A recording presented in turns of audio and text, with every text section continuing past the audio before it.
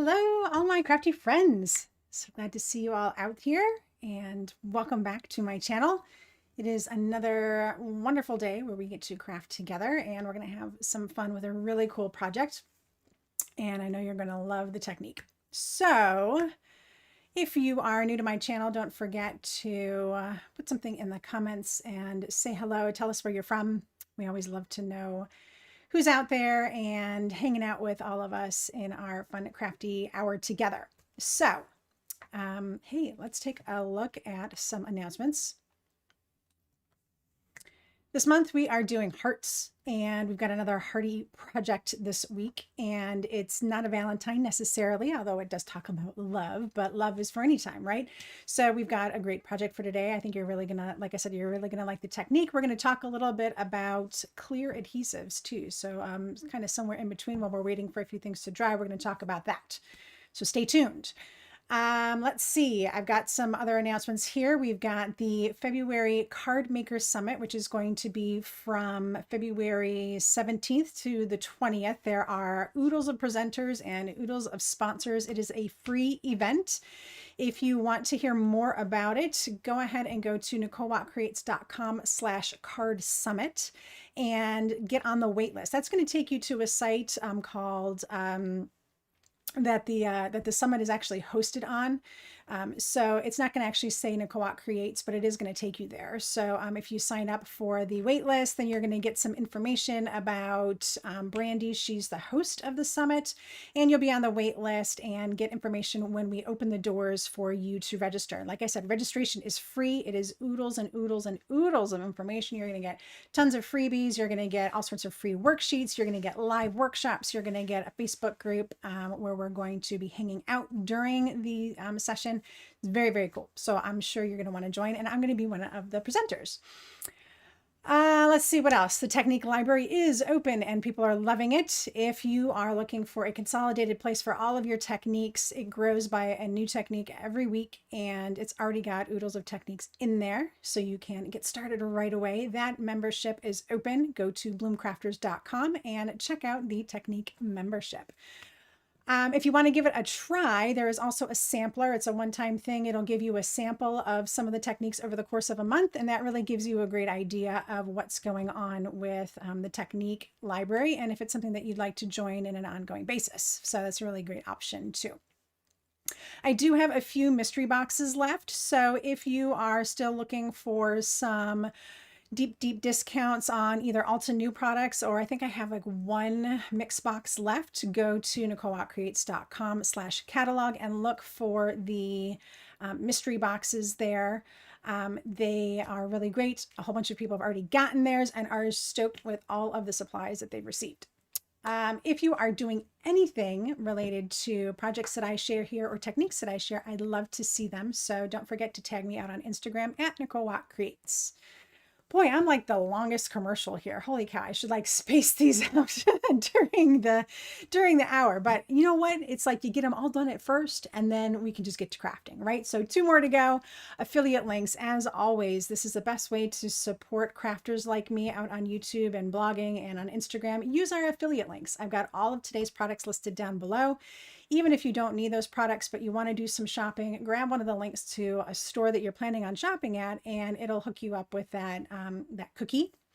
And you will be helping me out. I'll get a small commission, always at no additional cost to you. So that's a really great way for you to support crafters without adding any extra fees out of your pocket. Of course, that all comes from the companies. They're just happy enough that we promote their products and that you guys use them. So please, affiliate links, awesome. And then always, if you want to support me directly, you can use the link down below for my tip jar. I've got all sorts of folks that like to use the tip jar, and thank you to Erin and Patricia for sending me some tips last week. Those were great cups of coffee. As always, anything that you do to support me, whether that's with affiliate links or with the tip jar, all that money goes right back into the content that I provide for you here and all the other content that I do over on Bloom with the Technique Library and the Bloom membership. So that's it. That's all the announcements. I got through those in less than 5 minutes. That's pretty good. Okay. let's take a look at today's project. Guys, it is so cute. I really, really love this project. I love this cover die. This is from the Stamp Market, and this sentiment here is also from the Stamp Market. So look, very easy. We're just going to spend all the time creating the background, and then the rest of it just gets layered on top and is very simple. Of course, I always have tips for you as we are going to go along. We are going to take a break kind of in between and talk about clear adhesives. And yeah, so because this right here is a bunch of clear adhesive. I love this technique. I love doing flooding with clear adhesives. It's really cool. But as I mentioned last week, I am running out of my On Point glue. And it's not easy to find. You can get it from the Imagine Crafts website, but otherwise it's not readily available from a lot of other sites. So I wanted to look at other options, and we're going to talk about that. But first, we're going to work on this amazing background. And I actually want to zoom in so that we can really look at what's going on here. Let's take a look. Look at that. There is sparkle. Can you see the sparkle? So there is shimmer. There are hearts. And then there is all of this awesomeness. This is oxide, distress oxide. So amazing. So we are not going to ink blend this. We're going to use our spray inks. So let's back up a little bit. All right, so here's the project. I need to set this safely aside. Let's take a look at a few other things. So I just wanted to show the stamp set from the Stamp Market. And we'll see this again later. These have got some really great sentiments. I love the fonts. So cute. All right, and then they've got coordinating dies, which is even better. And we'll talk about this little doohickey I got going on back here too. All right, so that, and then the cover die is also from the Stamp Market. It is called the Heart Happy cover die, and I already have the dies cut just to save us some time. So so cute, and I do have double-sided adhesive on the back of those. All right, so Lisa says, so cute with a little heart. Yes, absolutely. Oh, should not do that. Okay, so reminder to self, like, don't put your die cut things on top of your Misty, because they're, when you've got the magnet there, it's just gonna grab. But that just means we get to talk about this backside later, because they're all jumbled up now. Woohoo! Okay. So, little preview of some of the things we've got that are going to happen today. But first, guys, I feel like I'm zooming along, and I kind of am, because this background can take a little bit of time, and I don't want us to be here forever. I mean, I love crafting, but there's dinner to eat and life goes on, right? Okay, so my setup for this is I've got a silicone mat here, all right, instead of a splat box, because I want some space to work. And this piece of cardstock is large, or I mean, it's like a 6 by 6.5. It's just a scrap of whatever I had. This is Bristol smooth cardstock. All right. And the reason I'm using this is because I wanted something with a little bit of weight.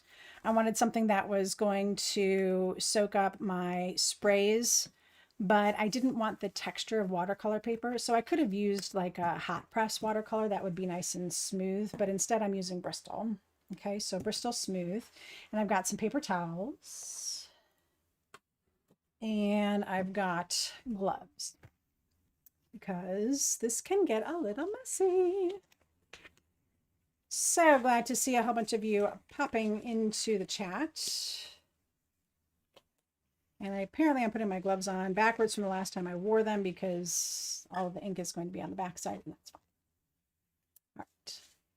So let's talk about our spray inks. I've got Seedless Preserves, Milled Lavender, Worn Lipstick, Kitsch Flamingo, and Tattered Rose. All right, so pull out any ink sprays that you have that are, you know, pinks and purples that are going to look good together. You can do this with oxides, with a mix of oxides and stains. You can do this with other brands, obviously. So, you know, mix and match.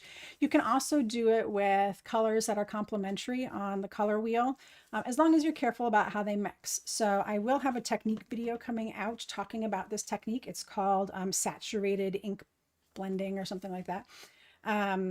Saturated ink spray panels, I think that's what I'm calling it. And that's basically what we're going to do. We're going to kind of saturate this paper with a whole bunch of ink and just kind of let it pool up and do its thing, right? Today I just happen to be using all Distress oxides. Sometimes I do a mix, and in that video I think I do a mix even of brands. So that one will be coming out I think next Tuesday. So be on the lookout for that. Sue wants to know the difference between Bristol Smooth and Bristol Vellum. To be honest with you, I'd have to look it up. I have no idea. Bristol is a new medium to me, and I just happen to have Bristol Smooth. That's all I've got. So Sue, you and I guess we'll be going to Google later to figure that one out. Unless someone else happens to know and they want to chime in, and go for it in the chat. Okay, so this technique, you know, I say this about all techniques, and honestly, I really feel this is true. The technique is simple. It's the execution of what you do with the technique after you've created it, and it's about picking the right colors and executing the technique and what have you. The concept is very easy. We're going to spray this and flood it with color, pull up some with the paper toweling, and go back and do it again. It's not difficult, right? So most techniques aren't difficult. Sometimes they are more difficult to perfect, but the actual understanding of like how to do a technique is not hard, right? So I find I say that a lot. This technique is simple. It is. It's just about, like I said, your execution, your color, which includes, you know, your color choice, how you're actually executing the technique, and then what you do with it afterwards. All right, so Anne is looking up the difference between Bristol Vellum and Bristol Smooth. Okay, so really, like I said, this is just adding this color all over the cardstock. All right, and I'm starting off with Seedless Preserves, and it's going to kind of soak in a little bit, and it's going to lay on top a little bit. Now, if you want, you can do some smushing on this, right? So you don't have to waste this by picking it up with paper toweling if you don't want. But when we keep it wet like this, as you can see, it's going to start like melding into each other. And this is where you end up getting that, you know, it looks like it's been blended together, because it's just going to blend, right? So the Seedless Preserves is a pretty intense color. Worn Lipstick is a nice coral shade. No Lavender. And I've still got this space up here, so let's go back to the Tattered Rose. And Kitsch Flamingo. All right, look at what is happening on this paper. Okay, so actually, instead of wiping this down, I'm just going to let this kind of sit for a minute. You can watch this move. You can see some of the oxidation is happening here. Let's zoom in a little bit so you can really see. I mean, look at all the cool things that are happening here. We're just going to let this sit.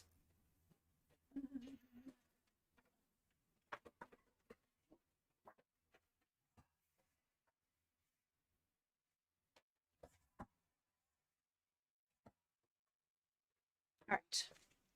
So, like I said, instead of wiping it down, which you can do, I'm going to take another piece and smush it on top, and we're going to see what happens here. All right. And then we're going to have to wipe them both off because there's a lot of ink on here. All right. So here's an option to pulling up your extra ink, is to do that. Look at that. All right. And then let me zoom out a little bit here. All right.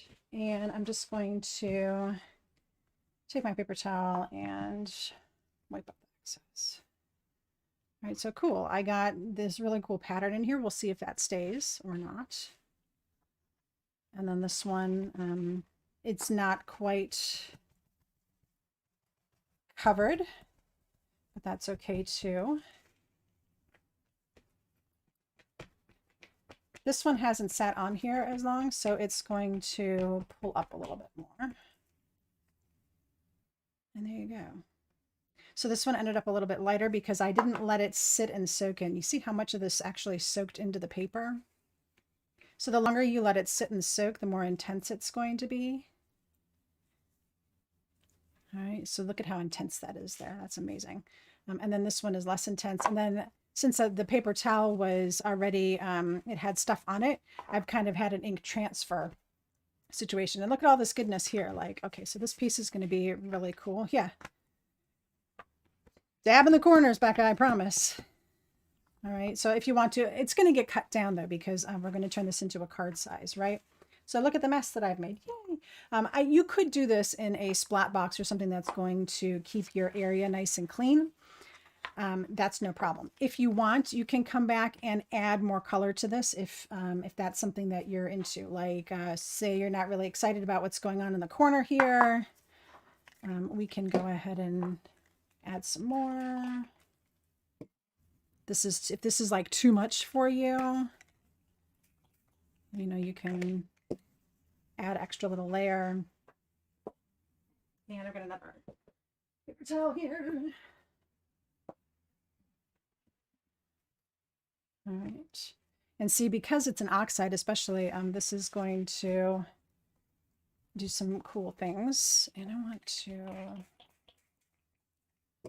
So this is just like fun, messy play, right? You can do whatever you want with this to create amazing, amazing looks. All right. So they're gorgeous. All right. So before we clean up this mess, there's one last thing that we have to do. So simple, right? I mean, you just pull out your inks, you start spraying around, see what you get. Even if you don't think the colors are going to go well together, like, you know, you're looking at a color wheel and you're like, yeah, these are going to end up brown. You can go and, you know, do them on opposite sides. You can do an intermediary color that will help them blend, or you can just let them blend in the center and find out what happens, right? Maybe you get this really cool shade of brown or green that just really looks stunning. You never know. Okay. So it's just paper and it's just ink. And it's just fun. All right, so just do it. Okay, so Anne says the weight of the paper is the same. It must have to do with the coating on the paper. So anyway, we're gonna have to do some more research on Bristol Vellum and Bristol Smooth because none of us seem to know the difference. Okay, so I'm gonna move these out of the way. All right, so these have dried just a little bit. This is the cool part. So this is the Sheer Shimmer Craft Spray. Say that 5 times fast. By Imagine Craft. And there are a few places you can find this. Of course, you can always get it from the Imagine website as well. I love this shimmer because it is super fine. It just lays over the top. It doesn't... like take away from anything. It's just a really nice, smooth, even shimmery layer, and it's not overpowering. All right, so I'm going to shimmer both of these. I mean, look at that. You can't even see that it's happening, but shimmer, shimmer. Once it dries, of course, it's going to be a flat shimmer, but it's nice and even. And I like that it like doesn't pool up or anything like that. And it's going to make cool things happen with the oxide. So let's spray this one too. All right. So this one is all shimmery now as well. You can see that right there. It's a nice little shimmer. And we'll go from there. Becca asks, do I prefer this to Perfect Pearls? I have to say, I don't think I've ever used Perfect Pearls. I've only ever used the Imagine Shimmer, but I really like it. So I'm not apt to change if I found something that I really, really like. All right. So there we go. So I'm going to set these aside so they can dry just a little bit while I'm cleaning up here. And we're going to talk about clear glue. So that's going to get...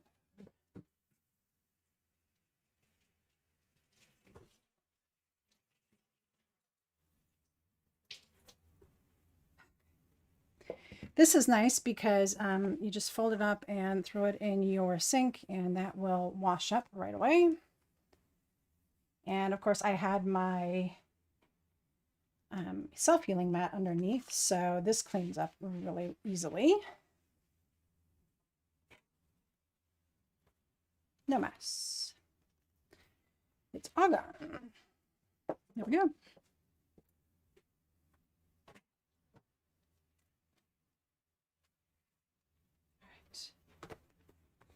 Yeah, so many glimmery options.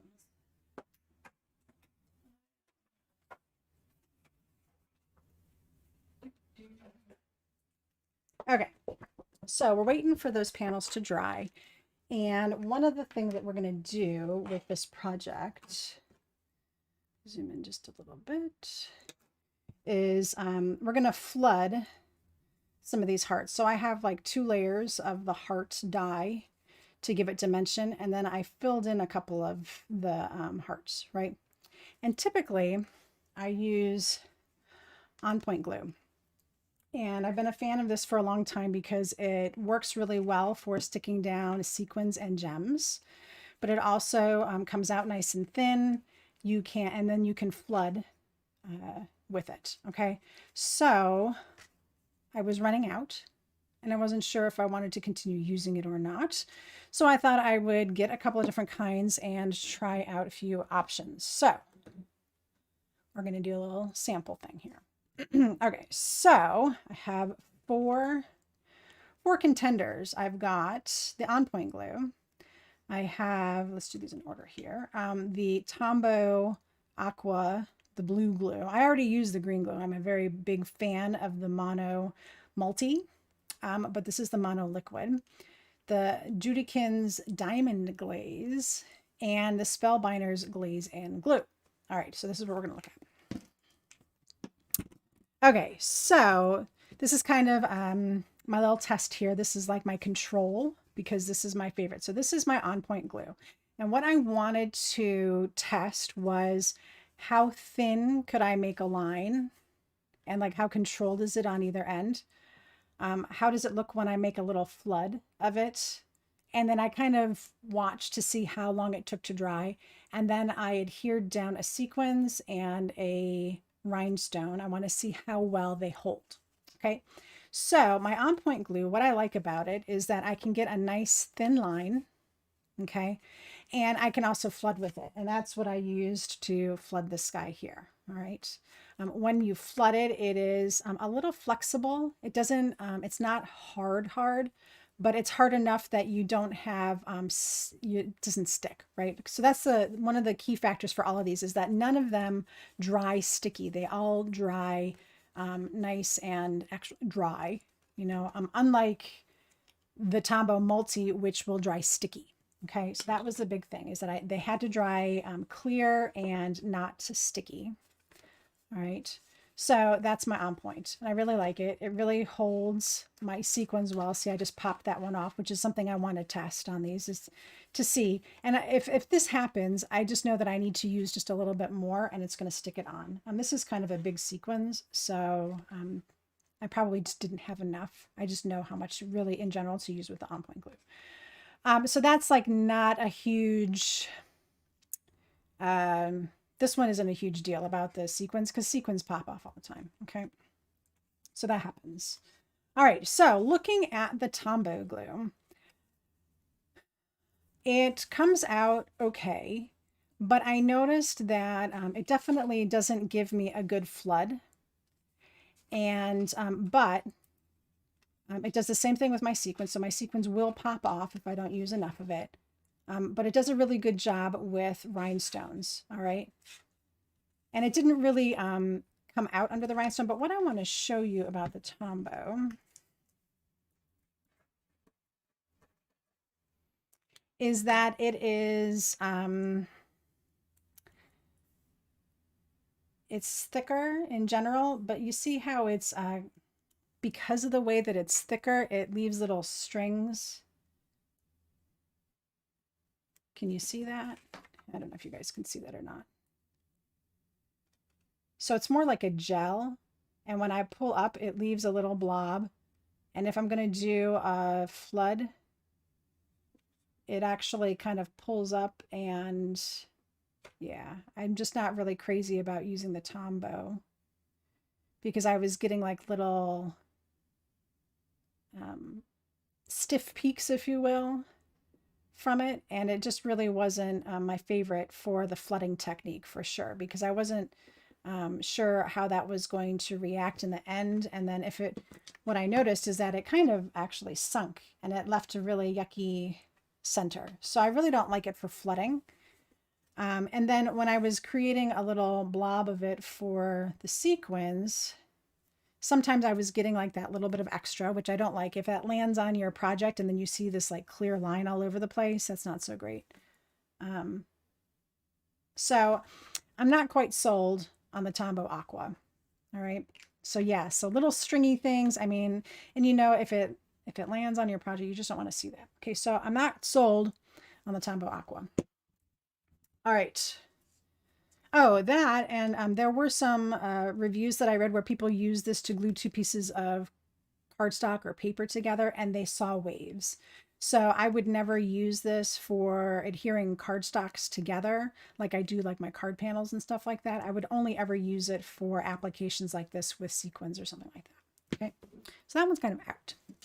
All right, the next was the Judikins Diamond. Okay, it left a really nice line here. It actually has a little bit of depth to it. The flood worked really well. And as you can see, a sequence is just kind of always, if you really get your nail under it, it's always going to pop off. But it did really well with the rhinestone as well. Okay, so Judikins is in the running. So let's talk about Judikins for a minute. And Becca said something about Judikins. She says, you ran out and haven't found it locally. I ended up getting this from scrapbook.com. Okay, so here's my problem with Judikins. The tip that it came with was this. All right, so you open this up and you have to cut the tip off in order to start it. Well, if you cut down too far, you're going to end up with a huge hole, and this is pretty loose. So it will go all over the place and you will not be able to control it. So if you ever see reviews about it saying that it's really loose and they have problems controlling it, it's probably because they've cut down too low. So I happen to have a fine line tip. You can buy these just separately. They're actually the same thing that like comes on the on point glue. You can buy these separately. From various craft stores or from Amazon, and I happen to have one left over, and so I put it on the top of this. It fits, which is good. So now I have, let me open this properly, just like my on point glue. Now I have the fine liner point on that, which is fabulous, and it's got the little needle in the center to keep this from gooping up. So now with my Judikins, I can do the same thing that I was doing with the on point glue. And I can flood with it and, you know, whatever. It seems to work really well. And I can stick my sequins on it, etc. All right. So right now, Judikins would be a great replacement for on point glue, as long as you're going to get a fine line tip to replace the tip that it comes with. All right. So that's the Judikins. Okay. It's a little weird because it's, what I like about the on point glue is that it's a nice, small, controllable container. The Judikins is kind of big, so I may even pour it into the container. Okay.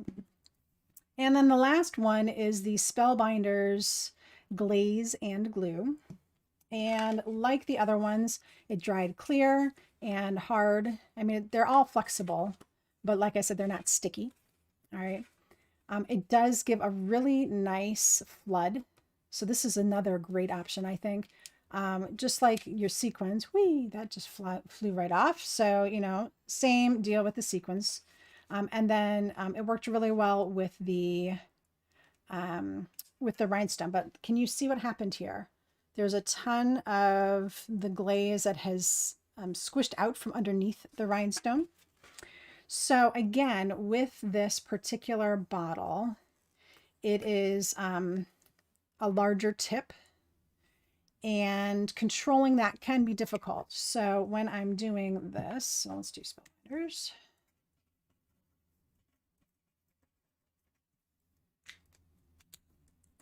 All right, so it can be a little bit difficult to control because you see how fast that moves. It's pretty quick. This is some quick stuff. And so you're going to get maybe a thicker bit of it. It's really hard to get the thin. You like don't even press on this at all. You just kind of let it flow out. But it will be great for flooding. And then, like I said, if you can get a small enough blob of it, I mean, obviously that's great for a large sequence, but a smaller sequence that would stick out around the sides.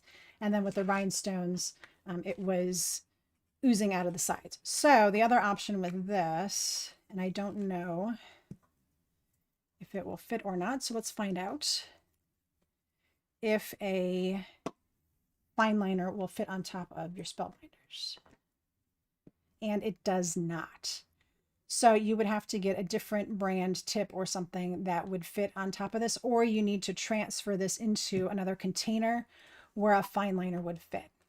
All right, so this is thin enough that it will go through a fine liner without any issues. So for my purposes, I will probably put this in this container.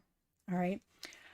So Erin wants to know which glue dries flat and not shiny. So all of these glues dried shiny. All right. And that was another thing that I was looking for, but I really wasn't able to find it. I know that the matte, you have to buy the multi-medium that is matte finish. That's the only one I know of that actually dries in a matte finish. But good luck finding it because it is always out of stock.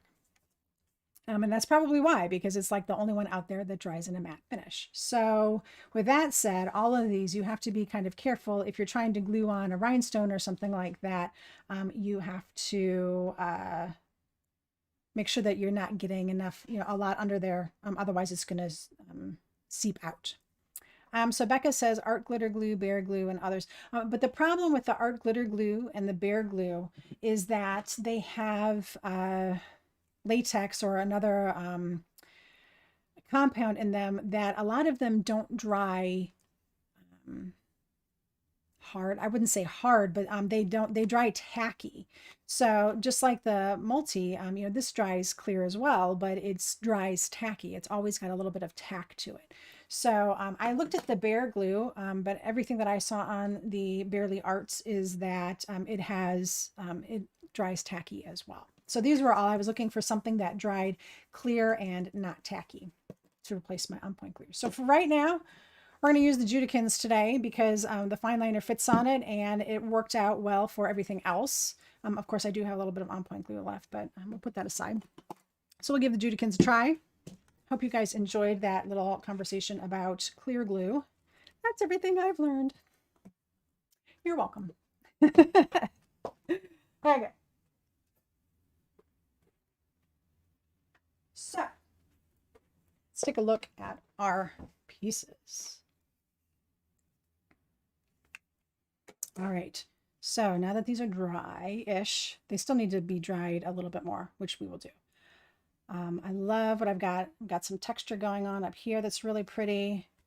I love the purple down here. This is a really nice piece. This is the original one. This is the smushed one.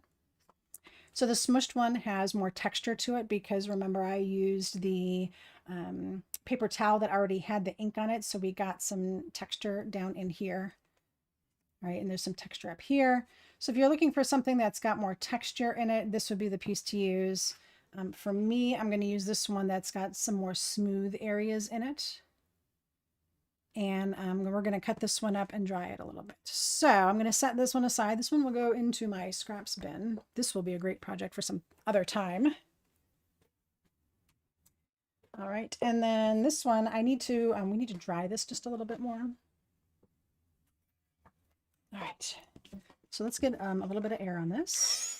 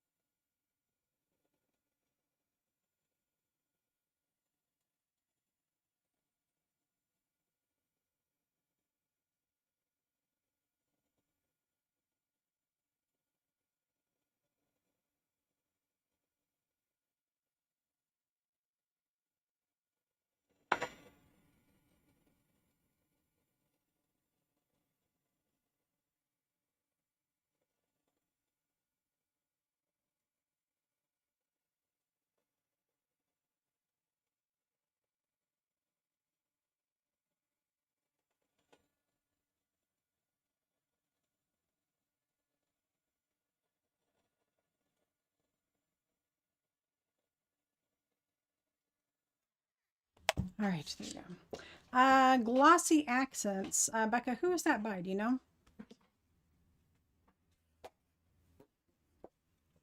Because it rings a bell, but I don't know if I've ever used it. All right, so I'm going to cut this down. So this is a great thing about using a larger piece, right? So we're going to do 4¼ by 5½.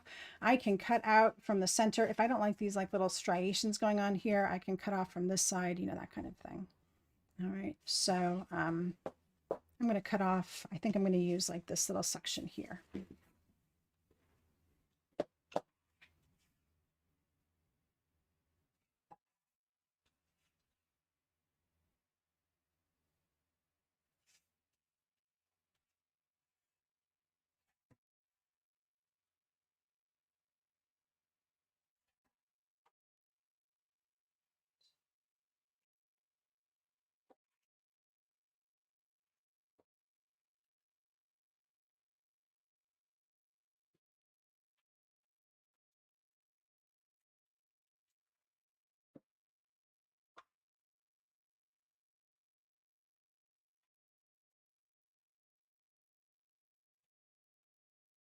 All right.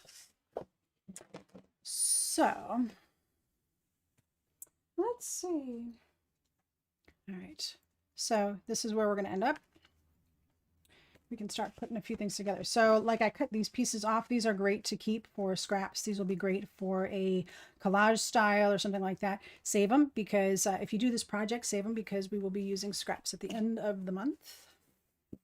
All right, but look at this, how beautiful that is. And can you see, can we catch the shimmer? There it is a little bit.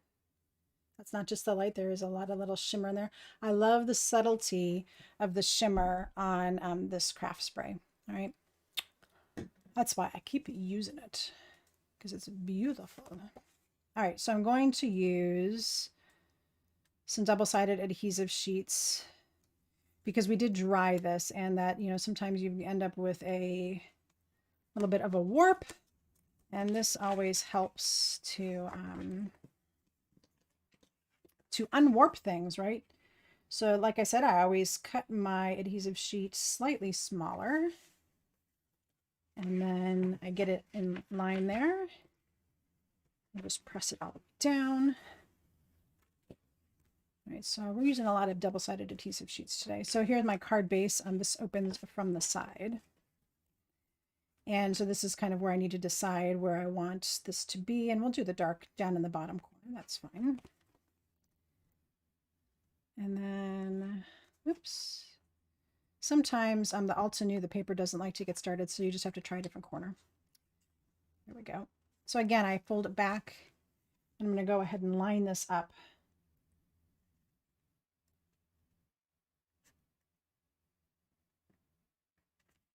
Right. And then again, bring it down and there we go. Gorgeous, right? So when you put this on, because we're going to add these cover pieces on top, and these are like exactly 4¼ if you do have any overhang, now is the time to trim that off. So I'm going to take care of that real quick.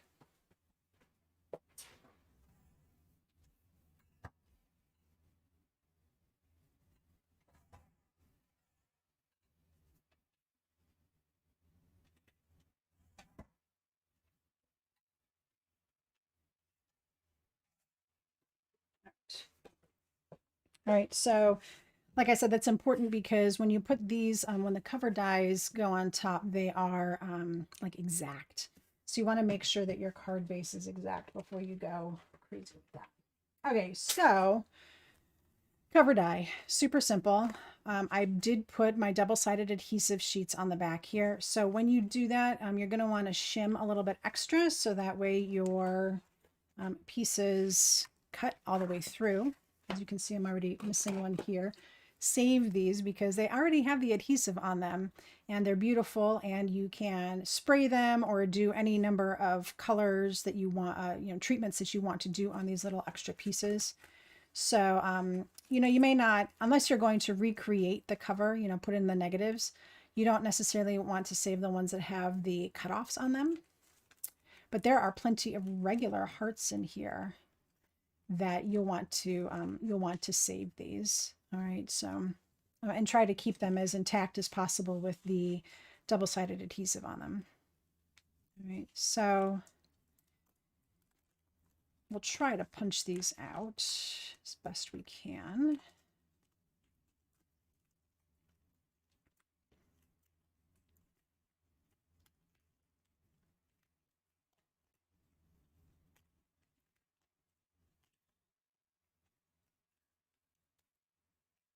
All right, so that's all the hearts on that one. And then this one, there we go. So look at that beautiful cover die. It's white in case you can't tell. Sometimes the light just makes it look like it's silver, but this is actually white. So Stamp Market's been coloring their dies lately. This one cut out just a little bit better. All right, so I have a whole pile of hearts and heart pieces that I can use for another project. And then there's all these little intermediate pieces here, which are just trash.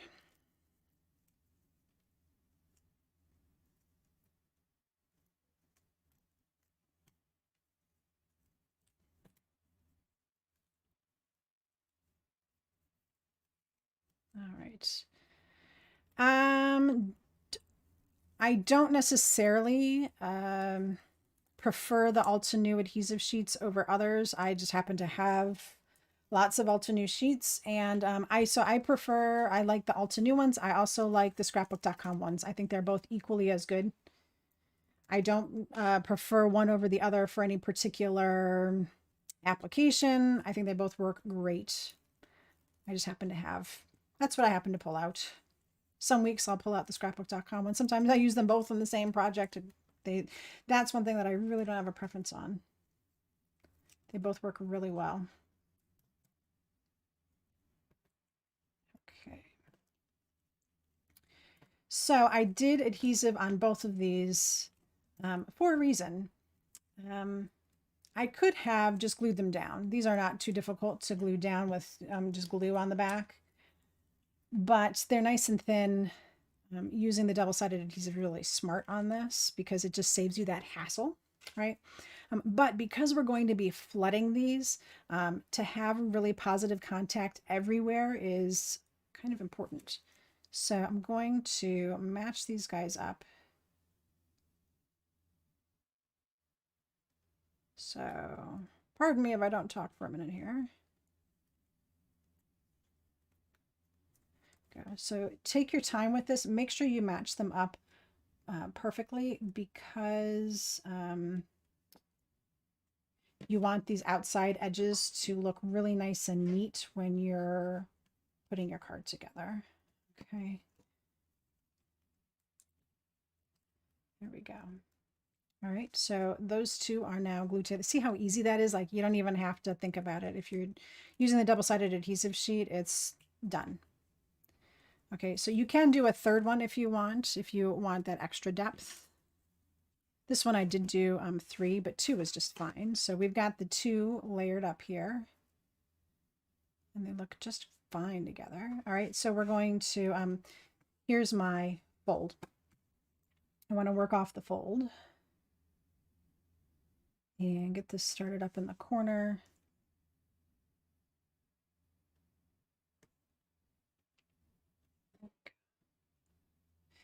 Now, if you are starting to place this down and you notice that your card is longer than the die, take it off while you still can and trim up your card base as you need. So as you can see here, if I put this down, I'm going to have like a little extra here. Can you see that? That little teeny tiny bit. So I haven't pressed it down yet. I can come and I can trim off my side here.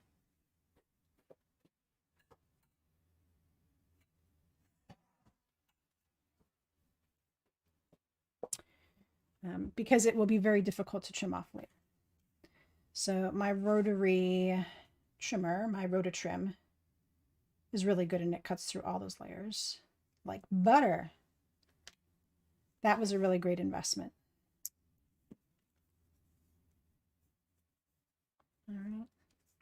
So see, now it's like, now it's perfect.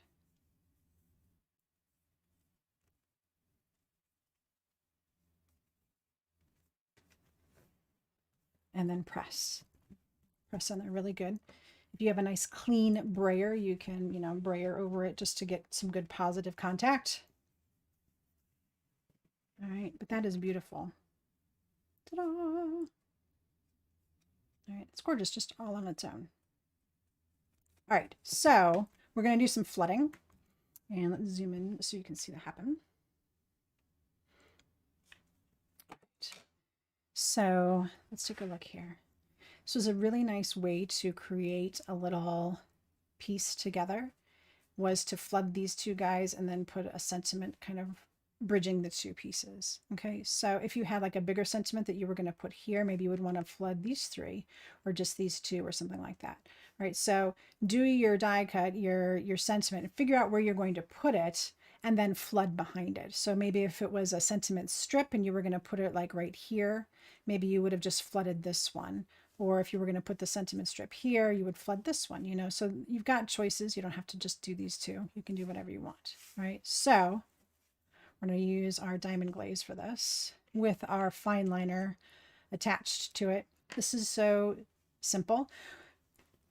It looks gorgeous. The color changed on that, right? Well, that's because of the glue, not because of anything that I did. So I'm just going to squeeze and get a whole bunch in here. So this is why it's important to have your die cut nice and secured to your card base, because we're doing this flooding technique and we don't want it to flood out of the heart.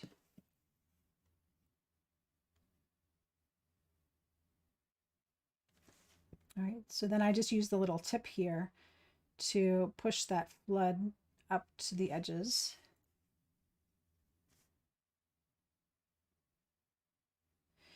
You can use a your paper piercing tool to move it around if you want as well. You don't have to use the tip of the glue bottle.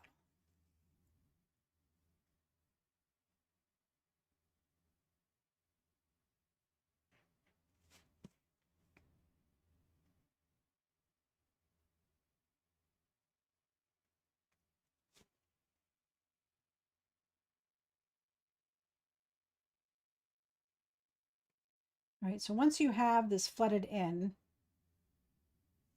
leave it alone.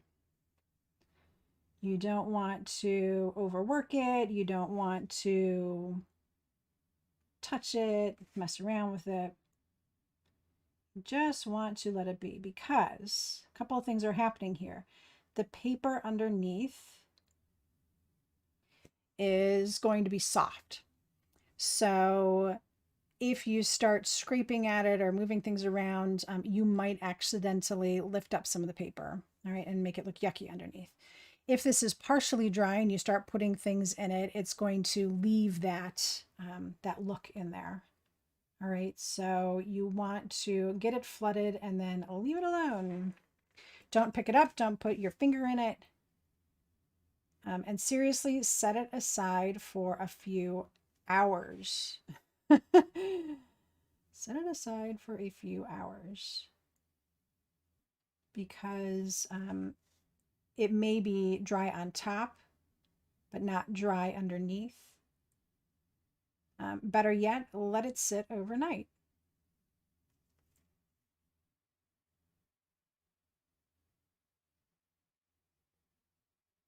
All right, so I've got that filled in. There you go.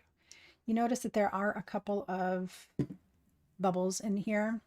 They're very difficult to break. Sometimes if you have a heat gun that does low heat, you can kind of get it warm enough that the bubbles will pop. Sometimes you can work them to the edge with your paper piercing tool. But most times it's best to just leave them and let them be. This is what they are. If you work your glue in slowly and move it around slowly, you can avoid bubbles. But if they happen, just let them happen. Sometimes they will pop on their own. All right. So there you go. You can't tell the difference right now, but once this dries, this will be slightly a different shade, like this kind of turned out here. All right. So there you go. But now I've got these two really cool hearts. And if you do use like your paper piercing tool, just remember to clean it off when you're done. So I'm going to set that aside. And we're going to do up our sentiment. Let's pop back out. Go.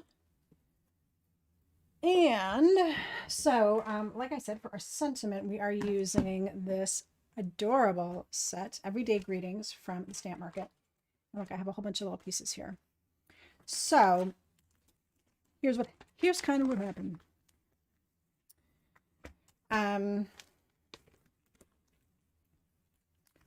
The die set especially was kind of a mystery. It was really hard to tell what the sentiment was because they all just kind of looked like blobs. So what I did is I put them all in order and I die cut them. All right, so I put them all on a sheet and I die cut them and then I matched them up. So you see how like this is like, I don't know, that one goes there. Some of these I can tell where they go. This one is from like here. All right. And then, so I did that. Okay. And then I took this piece and I put tape on this side and I flipped it over onto my magnet piece. So now it's backwards like so. Because when you put the dies on here, you don't want to put the edge side down, right? So that way I can now do a little memory game here and match up my pieces. And they will stick to my thing and I know exactly what they look like. I know which way they're supposed to go. Oh, that's that one. Are you guys rooting for me as I do this? There we go. Okay, so now I know the sentiment, and then I wrote what sentiment it is. So like if I'm using the proud of you, I can just grab that one right there, right? Same thing, make a wish, hello friend, etc. I wrote them all on here, and now I know where they go. All right, so let's do, when I did this and cut them out, I ended up with the leftovers, which I saved. So I did it twice. This one I did with just regular typing paper, so it would be thin, right? This one I did with cardstock, so it's thicker. So look at what I have now. This is the coolest thing. I have a template that I can use to get my stamp in place and do the right thing. So let's say I want this one to be, what words do I have here?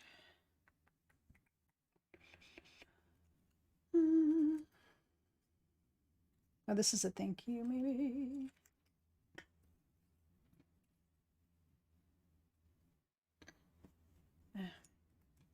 So I've got best wishes. So that goes up here. See how that fits in there? So I can take my best wishes and put it in place here and make sure that it's going to fit in the space. All right, so sometimes you need to get like right over it, right? Okay. And then I'm going to take my little already die cut piece and pop it back in place. So this is like the reverse of what you would do stamping and dyeing, right? You would die cut first, put it into your template, get your stamp all lined up.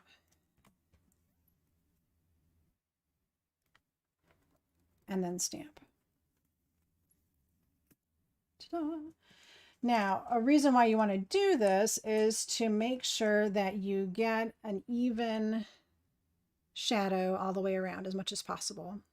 All right, so if you don't feel confident with stamping first and then getting the dye around it, you can do it this way. All right.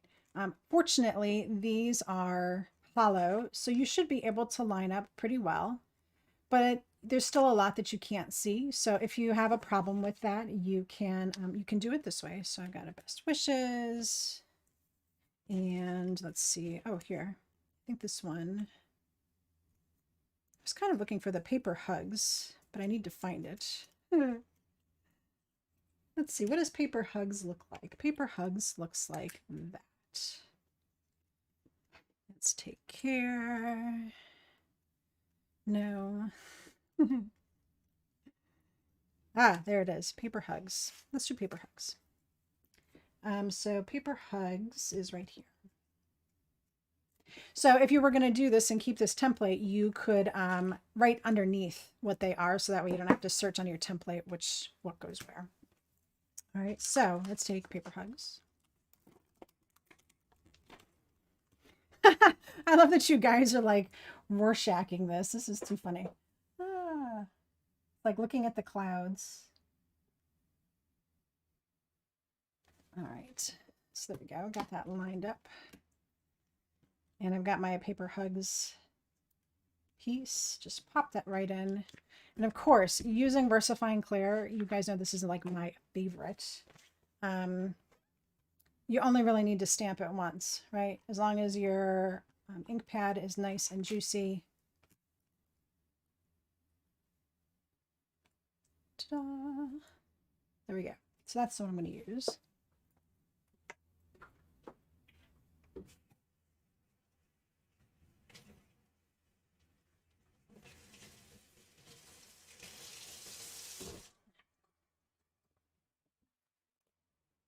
All right.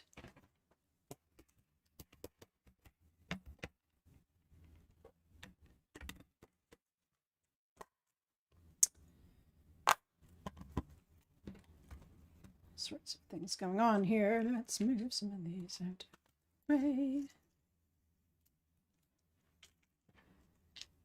All right. And so this guy is still drying. We're really not going to be able to do much with that. But I do want to finish the element here so you can see this piece of it. Come on. There we go. All right, so this is some old school silver thread that I have from my time with Stampin' Up. I love this thread. I think they still carry it. Silver, gold, and copper. I love it because it's single ply. It's really easy to work with. It makes perfect little rounds.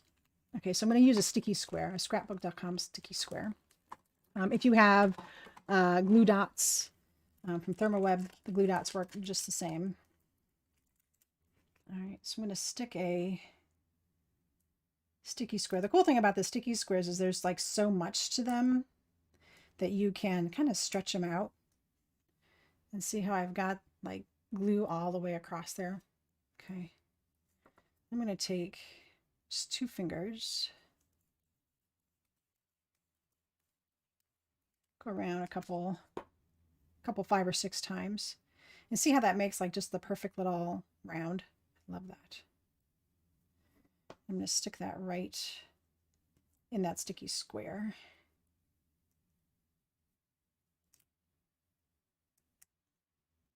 And then when I turn it over, I can make any adjustments that I want to make. So like if I want to trim any of these off, I can just come in and trim. There we go. All right, so this little element actually is ready. So yes, I know this is still wet. I do not advise doing this, but this guy's going to land right here in the middle. So I can place this down. Like I said, I would wait for sure until your stuff is all dry, but for the purposes of demonstration, I'm just going to pop that right in between. All right, so that's how that's going to end up. And we'll put a couple of little sequins on there. I just realized the other day when I was doing the supply list that this particular sequins mix, the gin and tonic sequins mix from Picket Fence, is no longer available. So get yourself a really nice mix of whites and silvers and such, and use whatever you like, obviously, for your sequence mix. This one has like some iridescence in them, which is really super cute. And I'm just going to do like 3, like I always do. Just kind of pop those in place in a triangle. So it's going to be something like that. I love that these are iridescent, so it gives you that extra little shine. And we'll use our Judikins glaze for these as well.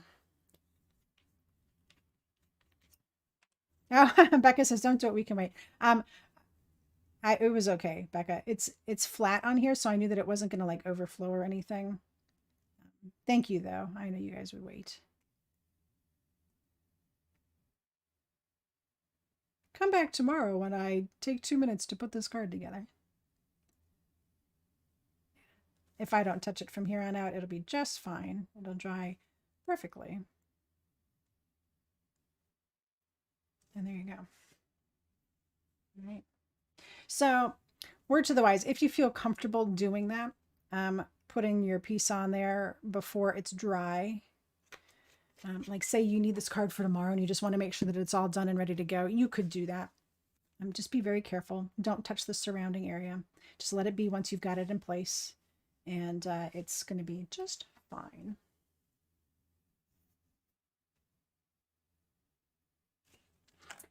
Yeah, so Becca says that the flooded hearts would help adhere the sentiment. If it does end up down in there, yeah, it definitely would. And I think it might have a little bit. It might touch just a little bit, but it's not really touching that much. So here you go, guys. Super fun, right? I mean, you can see all the shimmer. There we go. That happens. And it's really, really pretty. Nice and delicate. Super cute. Doesn't have to be for Valentine's Day. It can be sent to family, friend, chosen family, anytime you want. So there you go. More hearts. Okay, guys. So it is just past 5 o'clock. Thank you so much for joining me today. Don't forget, if you loved this video on the way out, give it a thumbs up so that other people know that I'm putting out great content, and so that YouTube knows to serve you up more great content from my channel. If you do need to do some shopping, again, the affiliate links are down below. And thank you so much for your support. So I will see you again here next Thursday. We've got another heart project that I know you are just going to heart. So I will see you then. And until next time, happy crafting.